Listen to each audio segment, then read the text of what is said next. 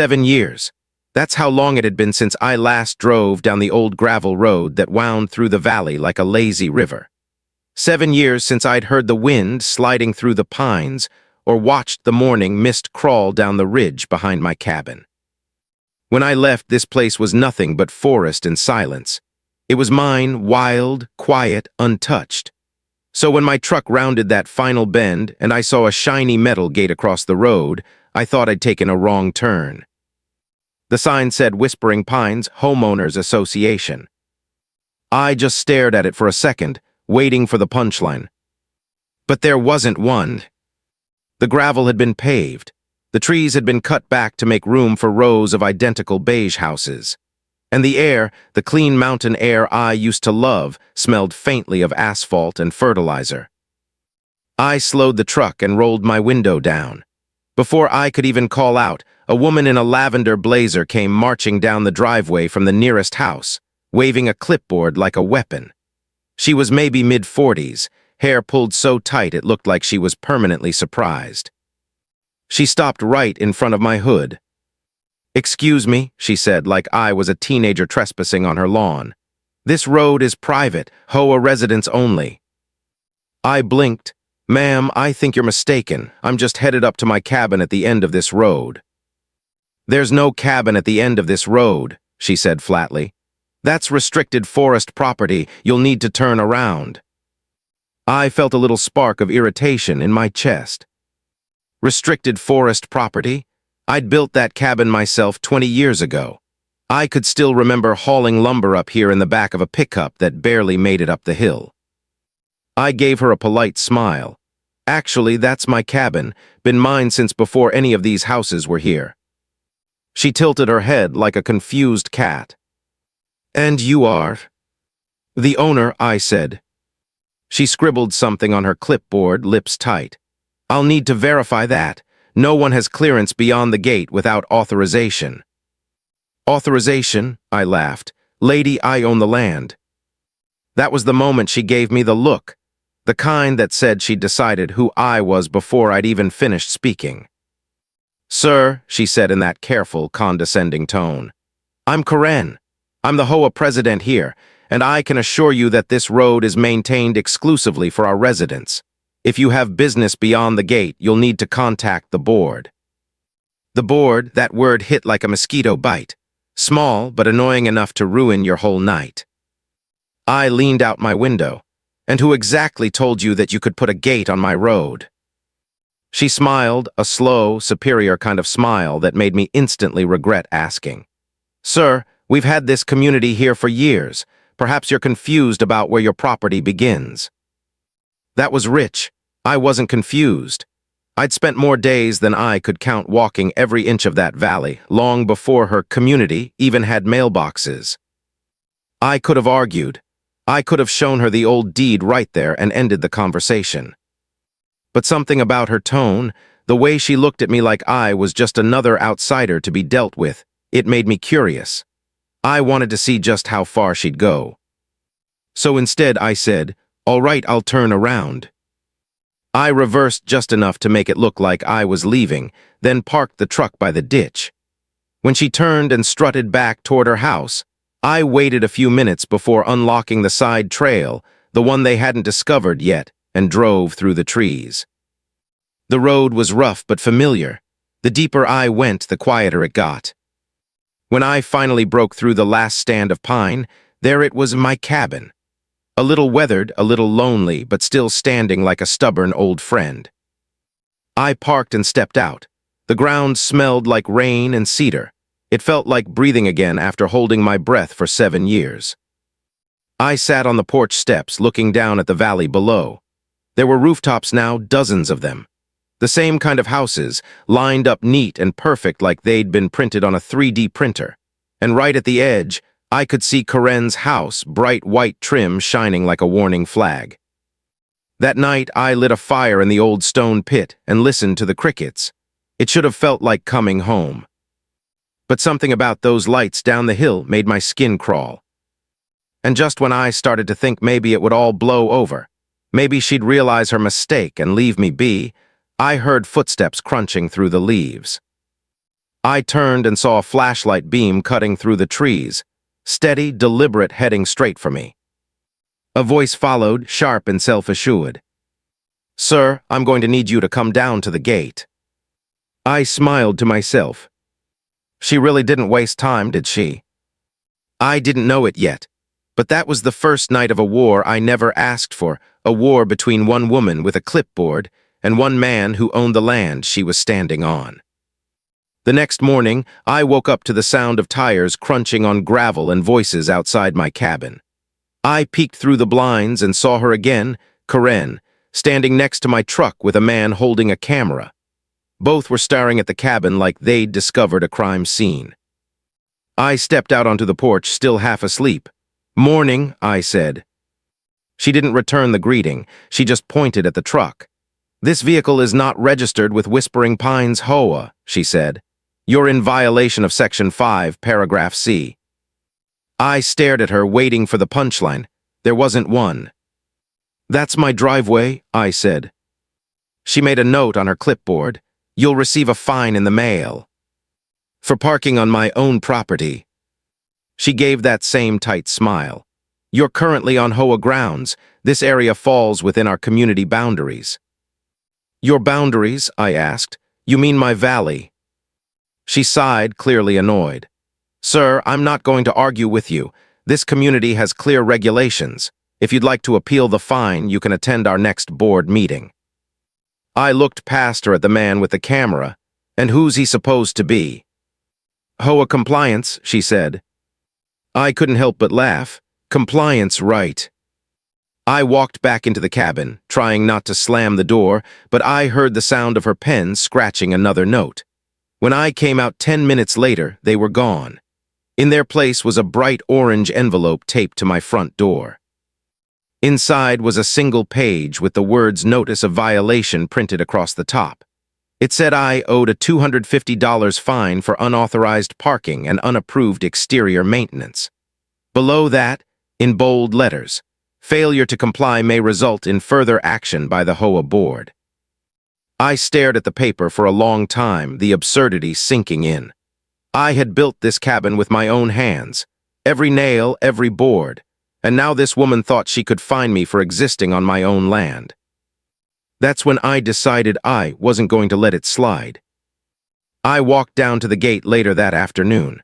She was there, of course, like she'd been waiting for me, sitting in a folding chair under a pop-up tent, sipping from a stainless steel tumbler that probably said "Live, Laugh, Love." "We need to talk," I said. She smiled politely. "If this is about your citation, you'll need to email the HOA office. We don't handle disputes on site." "Then where's the office?" "You're looking at it," she said, gesturing at herself. I leaned on the gate. "Listen, Karen, I bought this cabin long before you people built your houses here. I didn't sign up for your HOA, and I don't owe you a dime." She didn't even blink. "Ownership doesn't exempt you from compliance, sir. This entire community is under HOA jurisdiction." "You mean this part of the road?" I said.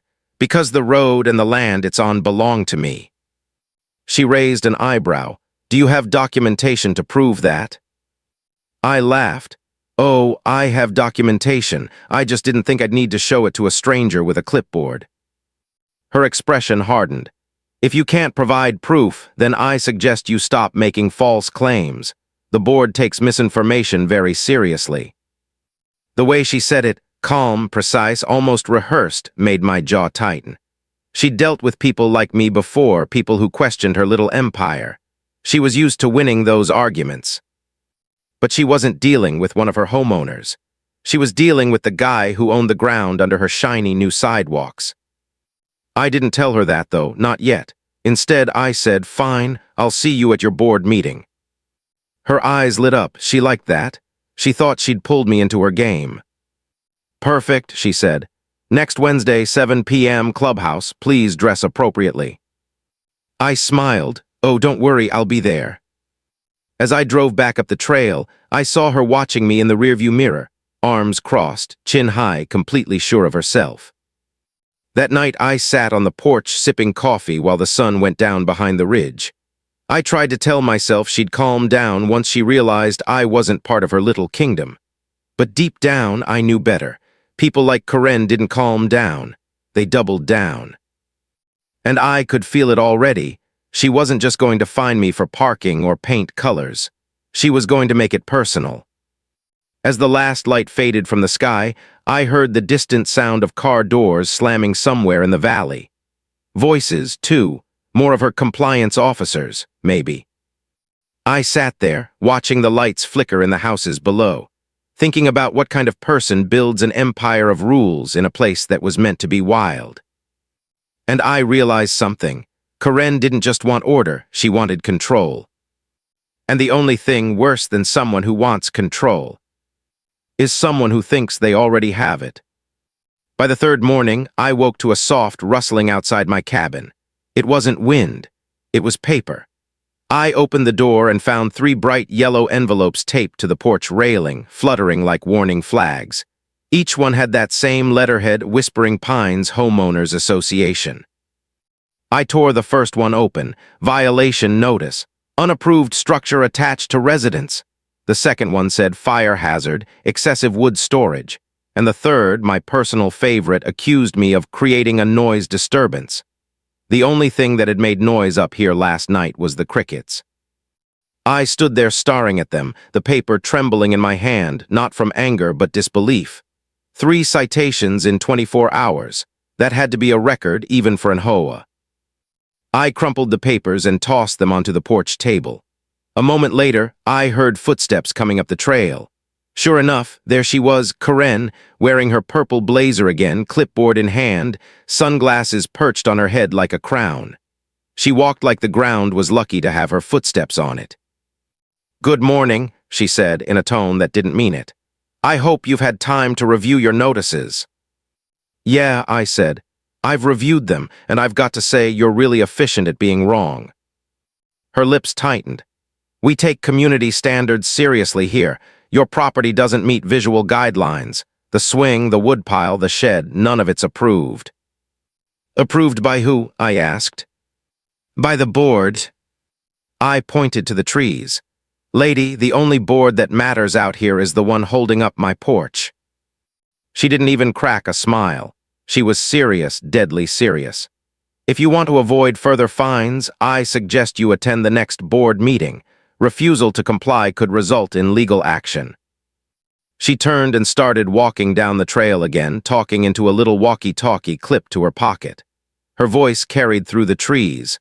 "Property non-compliant, preparing second stage warning." I stood there watching her disappear around the bend, feeling that mix of frustration and amusement only an HOA can cause. I'd heard of power trips, but this was a full-blown expedition. That night, I tried to focus on something else, repairing a few shingles, cleaning out the old rain barrel, but my mind kept circling back to her words. Second stage warning. What did that even mean? I found out the next morning. There was a motion-activated camera strapped to a pine tree near my driveway. Small, black, and pointed directly at my cabin. I followed the wire down the slope until I found where it led, straight to a solar-powered battery unit behind the community fence line. I laughed. They'd set up surveillance on me. She actually thought she could monitor what I did on my own property. I marched down the hill to her house. She was outside again, pruning rose bushes with military precision. "You installed a camera on my land," I said. She looked up, calm as ever. "Community safety system," she said, "installed with board approval." "You mean your approval," I said, "and it's pointed straight at my cabin." She shrugged. "You're within visual range of HOA property. We're allowed to ensure compliance." "Compliance," I repeated. "That's a funny word for trespassing." Her eyes flashed. "Sir, you're dangerously close to harassment." "Harassment?" I said. "You find me trespassed and now you're filming me. I'd say we're past the harassment stage." For a moment something flickered in her expression, not guilt but challenge. She wanted this fight. I could see it. She thrived on it. "If you have an issue," she said finally, "you can take it up with the board." I leaned forward. "Oh, don't worry, I will." As I walked back up the trail, I heard her muttering something into her walkie-talkie again. My gut told me she wasn't finished, not even close. By evening, I got another envelope. It was stamped Final Warning. 3 days to comply, it said, or the HOA would pursue enforcement through proper legal channels. Legal channels. The phrase echoed in my head as I sat by the fire that night. I'd spent most of my life avoiding trouble. I'd worked, saved, retired early, and moved out here because I thought peace still existed somewhere. Now peace was being strangled by paperwork and a purple blazer. But the thing about paperwork is, I had plenty of it too, and mine went deeper than hers ever could. I went inside, pulled the old lockbox from under the bed, and flipped through the faded deeds and maps. The property lines stretched farther than most people realized, farther than she realized. I ran my finger along the edge of the survey map, tracing the ridgeline down past the road, past her house, and right through the center of Whispering Pines subdivision. That's when the realization hit me. This wasn't just about my cabin. Every square foot of her precious HOA, the lawns, the fences, the community clubhouse, all of it sat right on land I still owned. And Karen, she was about to learn that the man she'd been trying to find for noncompliance was the same man who owned her entire neighborhood. I leaned back in my chair, staring at the firelight dancing across the papers. She wanted a war. And I, finally, had the ammunition to give her one. When I got back to my cabin that following Friday, I noticed a line of SUVs parked in front of the lodge across the road. Every one of them had shiny HOA decals on their windshields. I knew exactly what that meant. The infamous quarterly board meeting was in session, and apparently I was the guest of honor. As I unloaded a few boxes of tools from my truck, Karen strutted out in her usual pastel pantsuit, clipboard in hand, that smug little smirk plastered on her face. "Oh, look who decided to show up," she said, folding her arms. "You've been quite the topic of discussion." I leaned against my truck, pretending to be unimpressed. "That right, what's the problem this time, Karen?" She tilted her head like a hawk circling a mouse. "The board has unanimously voted to issue you a final violation notice.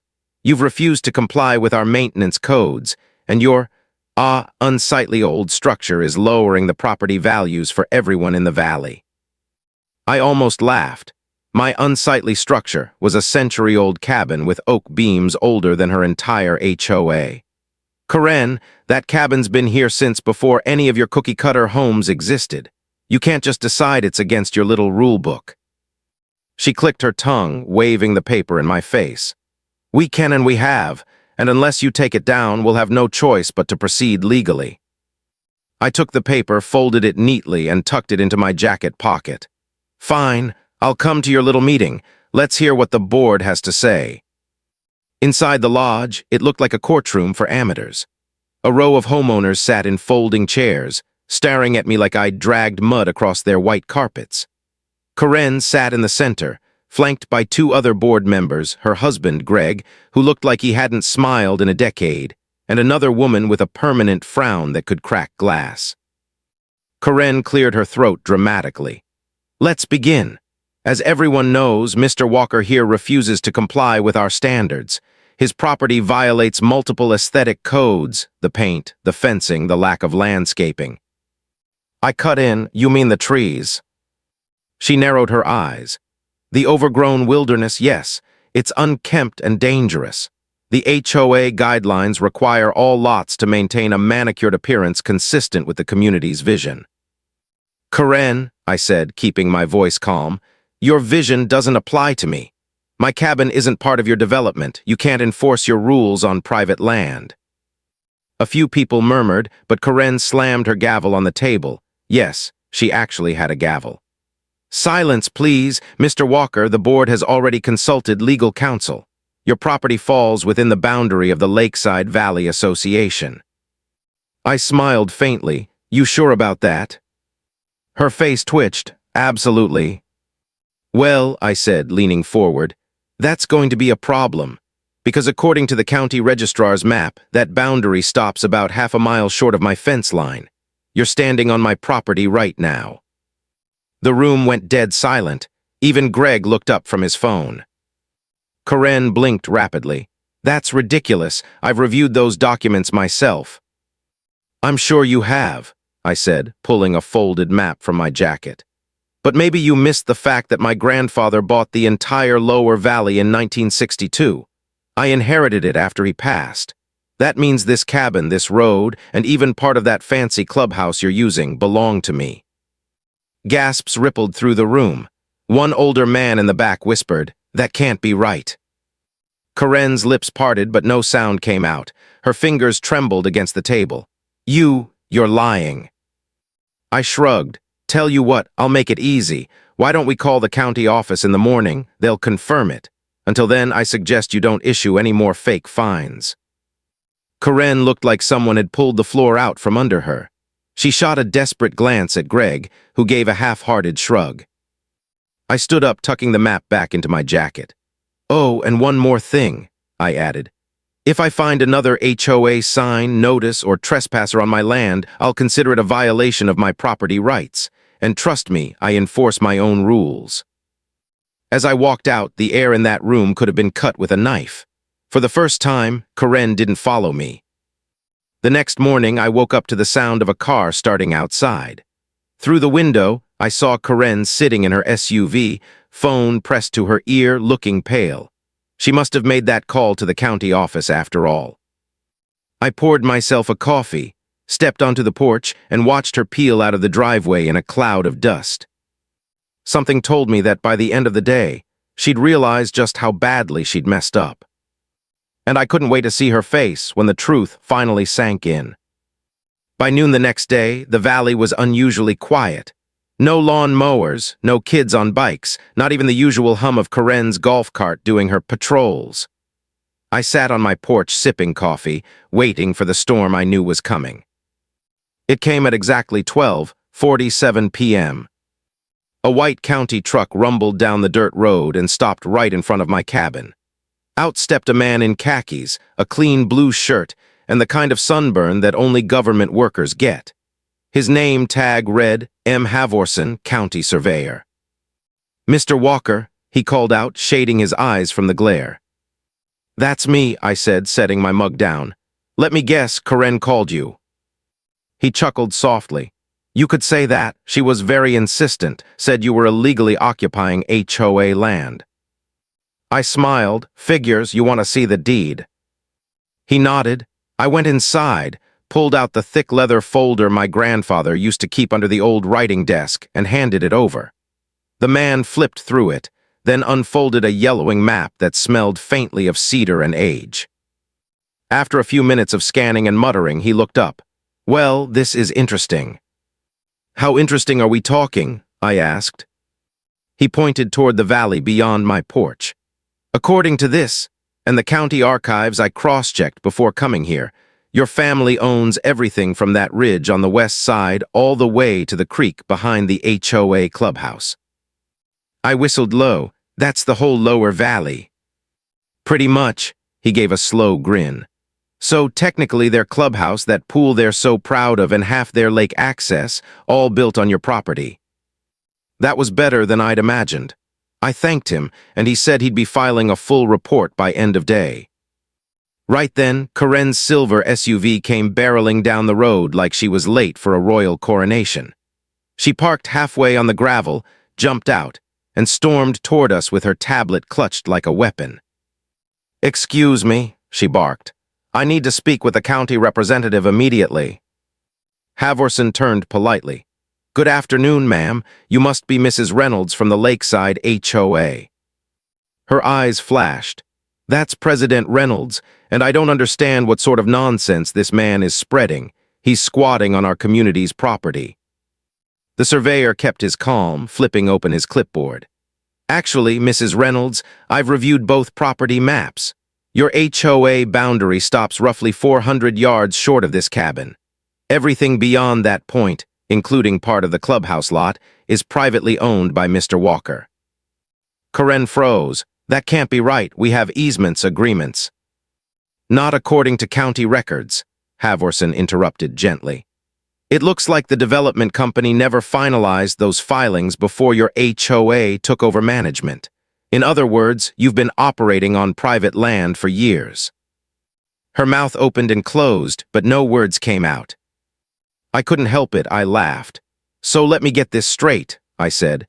"Karen here's been fining me for not cutting grass on land she doesn't even own." Havorson tried not to smile. "It would appear that way, yes." Karen's face went scarlet. "This is a misunderstanding. I'll contact our legal team." He shook his head. "You can, but it won't change the records. The county will likely advise your HOA to cease all enforcement actions related to this parcel. In fact, they might have to relocate some of their structures if a boundary dispute is filed." Karen looked like she'd just been punched in the ego. She turned sharply toward me. "You planned this, didn't you?" I raised an eyebrow. "Planned what? Owning my own property? You really think I bought 50 acres just to annoy you?" For a long moment, she said nothing. Then she jabbed a finger toward me. "You haven't heard the last of this." I gave a slow grin. "Oh, I hope not. I'm enjoying it." She stormed off to her car, slammed the door, and peeled away, spraying gravel behind her tires. Havorson gathered his papers and sighed. "She's going to be a handful." "Always is," I said, "but she'll come around eventually." He chuckled, handing me a copy of his findings. "For your records, and just so you know, Mr. Walker, you've got every right to restrict access to your property. If their folks keep crossing onto your land, you can legally post no trespassing signs." "Trust me," I said, tucking the papers under my arm. "That's already on my weekend to-do list." When his truck finally disappeared down the road, I looked out at the valley below, peaceful, green, and mine. The irony was almost too sweet. Karen had spent years trying to run me off land she didn't even have authority over. But I wasn't finished yet. She'd embarrassed me in front of neighbors, slapped fake fines on my door, and made me the villain of her little kingdom. Now that the truth was out, I had something she couldn't control, leverage. And I was about to use it in ways she never saw coming. I spent the next few days enjoying the quiet. No HOA patrols, no letters, no flyers taped to my truck. Even the usual gossipers kept their distance. It was like the entire neighborhood had gone into hiding, waiting for Karen's next move. But I wasn't going to wait. I'd spent enough time on the defensive. Now it was my turn to remind her what it felt like to be backed into a corner. Early Monday morning, I drove down to the county office and filed 2 simple requests. One to resurvey the property boundaries for the entire lower valley, and another to officially revoke any unauthorized easements or access rights. The clerk looked surprised. "You're taking back the whole valley." "Every inch," I said. "It's time people remember who owns what around here." By Thursday, the new property line markers were in place. Bright orange stakes cut across the road near the HOA clubhouse like a border wall between two worlds. Half of their manicured lawn was technically on my land now, including the fancy stone sign that said, "Welcome to Lakeside Valley." When I came home that afternoon, I found Karen standing right at that border, her arms crossed, staring down at the orange stakes like they were poison. "What is this?" she snapped as soon as she saw me. I parked the truck slowly, grabbed my toolbox, and gave her a polite nod. "That's the new boundary. County verified it this morning. You can't just cut off access to the main road. Half our members use that lane." I shrugged. "They can still use it as long as they sign a usage agreement and pay for maintenance. You see, Karen, this road, been privately maintained by my family for decades. I've just been letting people use it out of courtesy." Her mouth dropped open. "You're charging us for road access?" "Only if you want to keep it paved. Otherwise, I can tear it up and let it go back to gravel. Your call." She looked like she might combust right there. "This is harassment." "No," I said calmly. "This is property management. You of all people should appreciate that."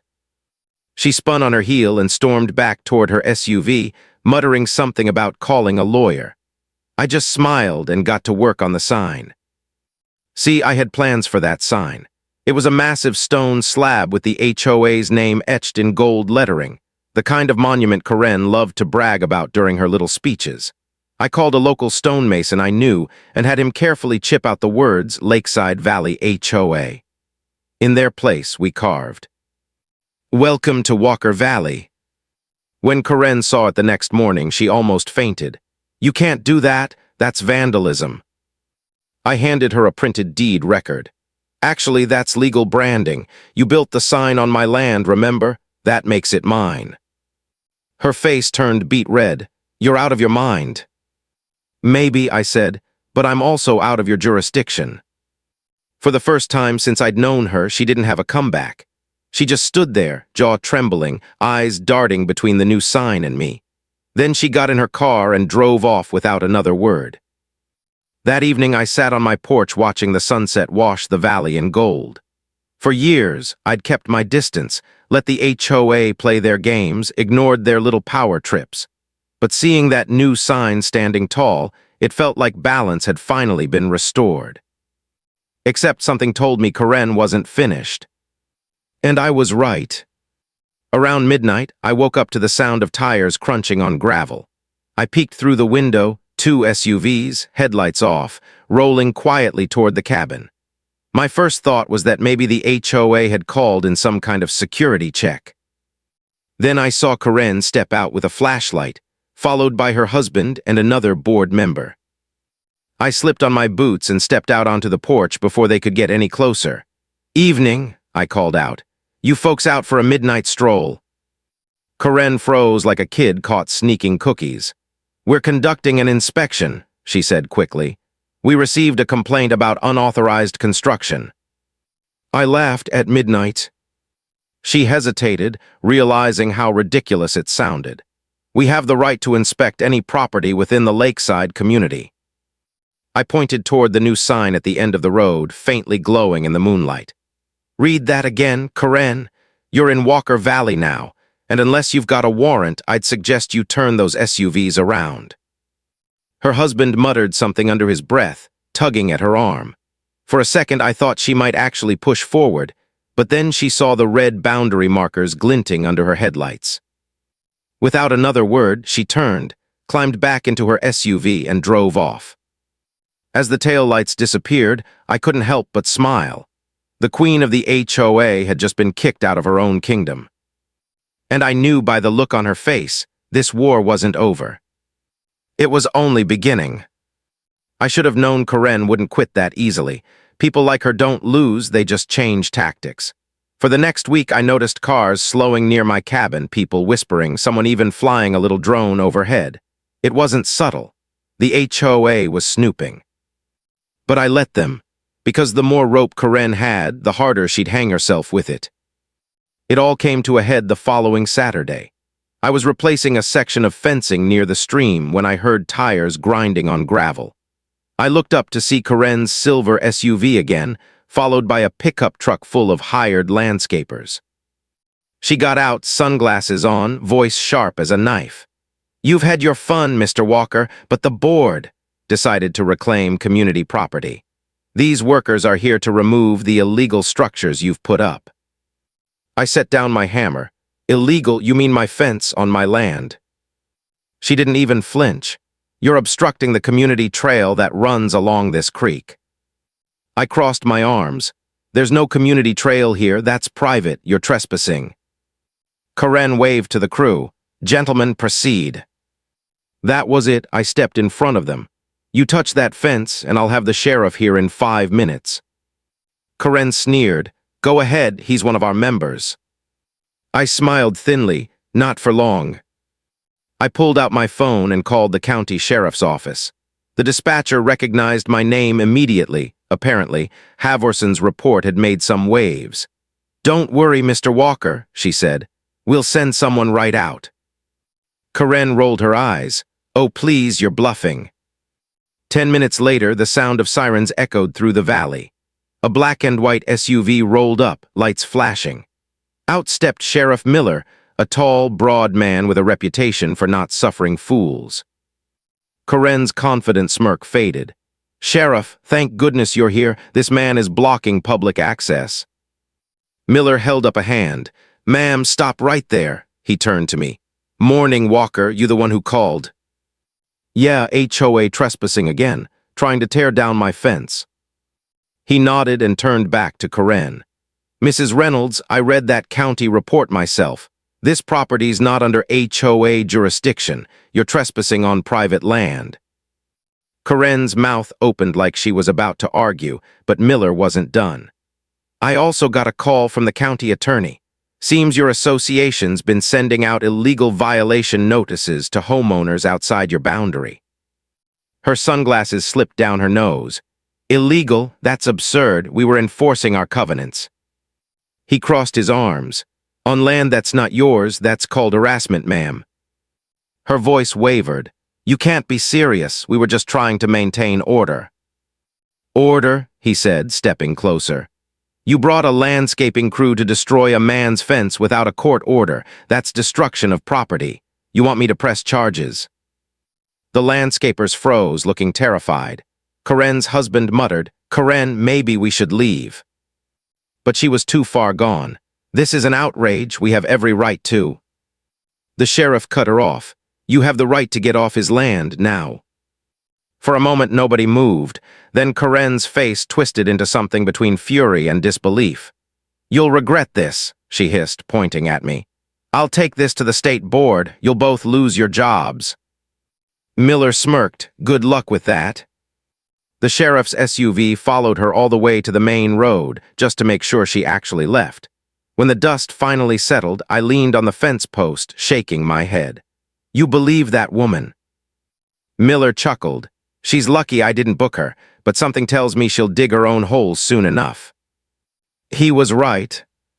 The next morning, my phone buzzed, a call from a local reporter. "Mr. Walker," she said, "we're doing a story about the HOA boundary dispute. I hear you might have proof that they've been misusing funds and overstepping their authority." I froze. "Where'd you hear that?" "Anonymous source," she said. "But if you'd like to comment, we're running it on the evening news."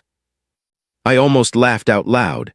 Karen's empire wasn't just cracking, it was collapsing. That night, I sat back with a beer as the local station ran the story. There she was, red-faced on camera, refusing to answer questions while reporters shouted about illegal fines and misuse of HOA funds. The next day, the HOA Facebook page went silent. The neighborhood group chat? Deleted. And by Monday, word spread that Karen had called an emergency board session. I could only imagine how that was going to go. But I wasn't done yet. If she wanted to play hardball, I had one final move. Something my grandfather had planned decades ago, tucked away in those dusty deed files. And once I put that into motion, Karen wouldn't just lose her title. She'd lose everything. By the time Monday rolled around, Karen's so-called emergency meeting was all anyone could talk about. Cars packed the HOA parking lot, neighbors huddled on lawns, and whispers ran like wildfire. I stayed at my cabin, drinking coffee on the porch, waiting for the inevitable. Just before noon, Greg, Karen's husband, pulled up my driveway. He looked exhausted, like he hadn't slept in days. "Walker," he said quietly, "we need to talk." I motioned for him to sit. He didn't. "She's losing it," he said, rubbing his forehead. "Karen's calling lawyers, threatening everyone, trying to find people who even mention you. Half the board's ready to quit." I leaned back in my chair. I'm not surprised. She's been treating this valley like her personal kingdom for years. Greg sighed. "You have to understand, she thought she was protecting property values, but after the news segment, people are furious. Some folks found out they've been paying fees for amenities that aren't even on HOA land. You've got them questioning everything." "That's not on me," I said calmly. "I didn't start this war." He hesitated. "What do you plan to do now?" That was the question I'd been waiting for. I reached inside my jacket and pulled out an envelope, the same one my grandfather had sealed nearly 20 years ago. "You ever hear of the Walker Covenant?" Greg frowned. "Can't say I have." I handed it to him.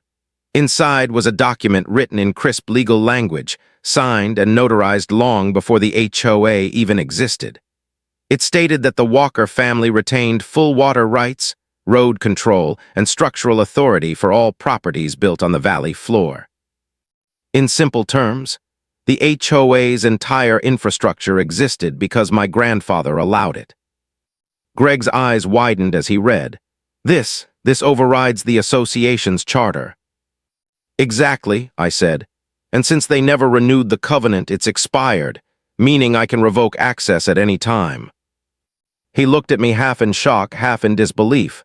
You're serious? As a heart attack. That evening, I sent an official letter to the HOA board, revoking all access rights, easements, and shared use privileges until the organization formally disbanded and compensated affected homeowners. It didn't take long for chaos to unfold. By Tuesday morning, I could hear shouting echoing from the clubhouse parking lot. Karen was there, waving papers in the air while a crowd of angry residents surrounded her. Someone was filming on their phone, others were demanding refunds. You lied to us, Karen, a man yelled. We've been paying dues for property that doesn't even belong to the HOA. Karen's voice cracked. I was told this was supposed to be. No, another woman interrupted. You just wanted control. I didn't need to watch the whole scene to know how it ended. By sunset, word had spread through the valley. The HOA board had voted to dissolve itself effective immediately. Karen had resigned, or rather been forced out. I thought that would be the end of it, but late that night, I saw headlights outside again. Karen's SUV rolled to a stop at the edge of my driveway. I stepped out, arms crossed. What do you want, Karen? She got out slowly, her voice shaking, not from anger this time, but something closer to defeat. You ruined me, she said. Everything I built, everything I tried to protect, gone because of you. I studied her for a long moment. You ruined yourself. You forgot what this place was supposed to be about. Community, not control. She looked at the ground. You could have warned me. I tried, I said quietly, every time you handed me one of those fines. For a long moment, the only sound was the wind through the pines. Then she turned, got back in her car, and drove away. I never saw her again after that. Rumor had it she moved out of state a month later. As for the valley, things changed fast. Without the HOA breathing down everyone's neck, neighbors started helping each other again. The fences came down, the laughter came back, and the air just felt lighter. The old Lakeside Valley sign still stood at the entrance, but someone, I don't know who, had spray-painted over it in bold white letters. Walker Valley, no HOA, no nonsense. Every time I drive past it, I can't help but smile. Karen thought she ran this place. She thought she could control every inch of land, every blade of grass. But she forgot one thing: power built on paper isn't real power. Out here, the land always wins. And this valley was never hers to begin with. You've heard this confession, now wait until you hear the next one. The truth that shatters everything you thought you knew.